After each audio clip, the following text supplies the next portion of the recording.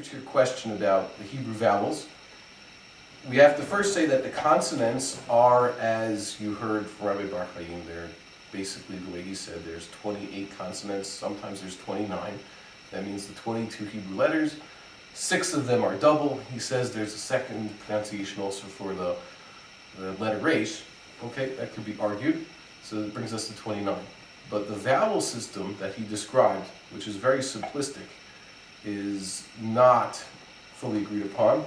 The biggest disagreeer we have is the Vilna Gaon. This is a book that Musad Rav Kook published. Rabbi Maimon has a few of the manuscripts that he found in Vilna, which he had from the Vilna Gaon. And there's one of the first books in there is Dikduk Eliyahu, Eliyahu's grammar. And there he describes that there are 10 vowel sounds. 10 vowel sounds. He says, Eser Tunulothein, Hamesh Gidulov, with Hamesh Kitanov, Todothehen. That means there are 10 vowels, 5 greater vowels, and 5 lesser vowels. They come in pairs. Each one, he says, the Ketanoth are the Toledoth of the greater vowels. In Talmudic terms, Toledoth implies that they're avoth, which means general categories, and the Toledoth are subcategories. So we have 5 pairs of vowels in the Hebrew system. The first one he says is, he writes here, Aleph, Aleph, kamatz, and the first Aleph has a patakh, the second has a kamatz, and he calls that a kamatz gadol. That is the common kamatz, and Toladato is the Aleph, just with the patakh, ushmo patakh. That means that there's a standard vowel which everybody knows. That's the one, that's the straight line. That's called a patakh. Everybody pronounces that as a simple ah. In English, that would be the ah as in pot. And a kamatz is a greater vowel in that it is first the standard patakh, start with the standard patakh, and then close with the kamatz. Patakh is from the word patakh, with toach, means to open your mouth. Kamatz means to go like this with your hands. You would do the same thing with your mouth. Patakh you open wide, as in say ah, and kamatz you keep your mouth a little bit more closed. So you have ah, and the simple kamatz, which would be a very plain one, not the one we're discussing, would be the simple ah. So if you combine the two, start with ah and follow through with you get ah, which is as in the ah and father. That is as he described. So patakh is an ah, kamatz, the standard one, as in the name Avraham. The first aleph has a patakh, the resh and the hey have wider kamatz. This is Avraham. That's easy to pronounce. It's not simple Avraham. We'll get to that other kamatz in a minute. Then we have the Hirik, Hirik gadol, E, with a yud follow through. He writes it as E with a yud. And the tolad to is E, simple, ushmo Hirik katan. That is, and this is very important, why do we normally write a Hirik with a yud? Because the E sound naturally has a yud following it. Even though you might argue it's a diphthong, it just means the yud is like a consonant we added. A yud naturally follows the Hirik gadol, so it is considered a part of that vowel. And if you take away the yud sound, the Y sound after that Hirik, and just stop halfway through, E without the yud, you get I, as in fin, or lifnei. We'll have a rule about this in a minute once we finish all the other 3 vowels. So the Hirik, the great Hirik, the more common Hirik is with a yud. It's the E sound, the long E. And the Hirik katan, which occurs in some words in Hebrew. Let's see, in this week's parsha, ishto, not ishto, it's ishto, his wife. So that's a Hirik katan under the aleph, similar to the English word, the English short I. Next, we have A, which is a Tzeirei. He writes segol and then a Tzeirei. Tolad to, ushmo segol. Another case. Segol is a simple sound, as in kesef, or the word bet in English, B-E-T, the short E sound. And when you add a natural yud sound, that's the Y sound, after segol, you get A. That's a Tzeirei. So Tzeirei and segol are another pair. Tzeirei is a full A, and if you take away the natural yud sound after the A, you're left with A, and that's the pair, segol, Tzeirei. And then we have U, milafum, that's commonly called a Shuruk, that's the U sound. And just like a yud naturally follows the E and the A sound, a shuruk, or a malafum, is written with a vav to show that you actually close your lips when you say it, ooh.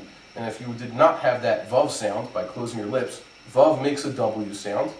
Yeah, we went through that already. Vav has to make a W sound. It cannot make a V sound. The V sound is a vet. Right? Vav is a W sound. Why do Ashkenazim make it sound like a V? Because they were stuck in places like Germany and in Poland and in Russia, where the common language doesn't have a natural V sound. If you have a thick European accent, W comes out as a V. If you have an American accent or any other modern accent, you should be able to pronounce a proper Vav, not like a V. So Vav is a W sound, and that's why the Shuruk is written with a Vav. If you take away the Vav from the Shuruk, which is U, you're left with which he says, simple 3 dots under the aleph, Ushmo Shuruk, Shuruk, what we call a kubuts. Okay, kubuts is those 3 dots. Shuruk and kubuts. What's the difference? In English, we'd say it's the difference between good and food. Good is a short U sound, that's a kubuts. And food is the long U sound.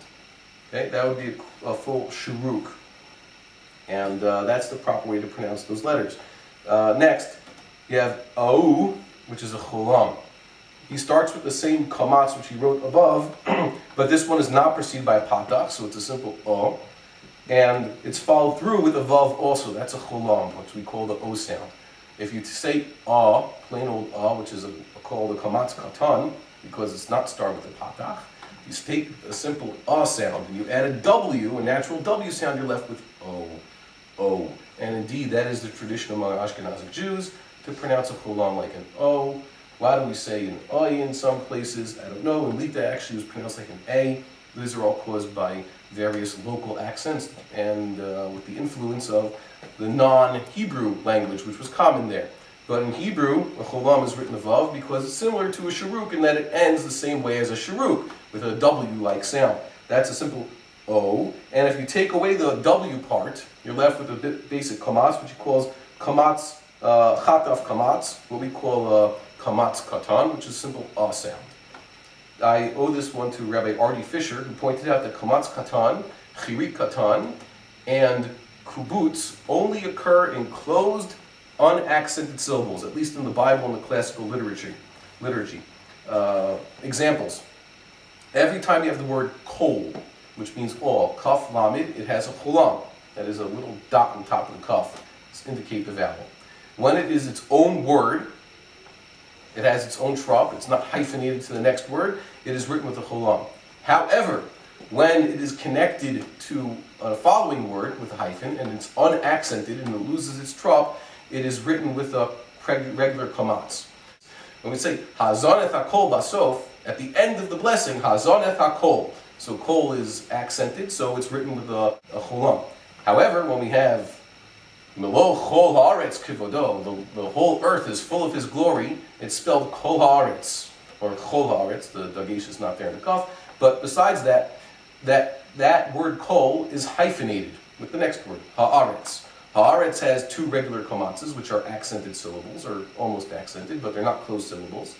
So they get standard large kamatz, haaretz. But kol haaretz is, the kol is not the accented syllable. It lost its accent because it's connected to the next word.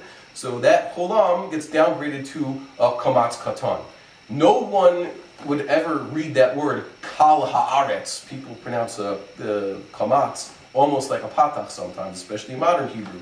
Or Spartan would say ha'aretz, like it's a patakh. But they would never pronounce that kaf like a patakh. No one does that. They all know it's supposed to be pronounced like kol. And let's say today's a Thursday. They have in Tachnun a few times. You have a word like in let's see, psol lecha, lifsol with a holam at the samich means to carve. That's what Moses was told to do. Carve 2 tablets. Psol. When it says psol lecha, you'll look in Keith Yisa. It's written that psol is hyphenated to the next word. So the holam, which vowelizes the samich, is downgraded to a kamatz katan. Psol lecha. Right? There are other examples like that. That's the most common one. Hirik katan only occurs also in closed unaccented syllables. That's why the word lifnei. If you have the word like yiru, they shall see, that's a hirik katan. Yir is closed by the resh, which is just, it closes that syllable, yiru. Whereas if you have a hirik gadol, ye, then the resh doesn't close it, it's yiru, which is a different word altogether. It means they will fear, as opposed to yiru, they will see. And an example of a kubuts, an unaccented syllable, is the word kiddusha. There's a dagesh in the shin, indicating that there's two shins. Kiddusha is never spelled with a vav, it's always spelled chaser, because there's three dots under that dalet. Kiddusha, l'cha yishalishu, and that's not supposed to be pronounced kiddusha, it's kiddusha. Dagesh in the shin means there's a shin that closes that syllable. Another example is coming up now, Chanukah. Chanukah in Torah or in the liturgy is never spelled with a vav. In Gemaras, which are unpointed, and halacha books, we start spelling Chanukah with a vav. But it's not pronounced Chanukah, then it would be Chanucha, and there'd be no dot in the kaf, no dagesh. Instead, it's Chanukah, and it's a short U sound, Chanukah. And that also explains why proper English transliterations, there's two K's in Chanukah, Hanukkah. So let's review the 10 vowel sounds according to at least the Ashkenazic tradition. There's also secular scholars who point this one out, and the Vilna Gaon. And this is also in a few of the good tikkunim that you can now buy, not in Simanim, that's Sephardic, but in the Tikkun Mishor, for example. You will find that there's 10 vowel sounds. There's a kamatz, rachav, that's the common one, that's ah.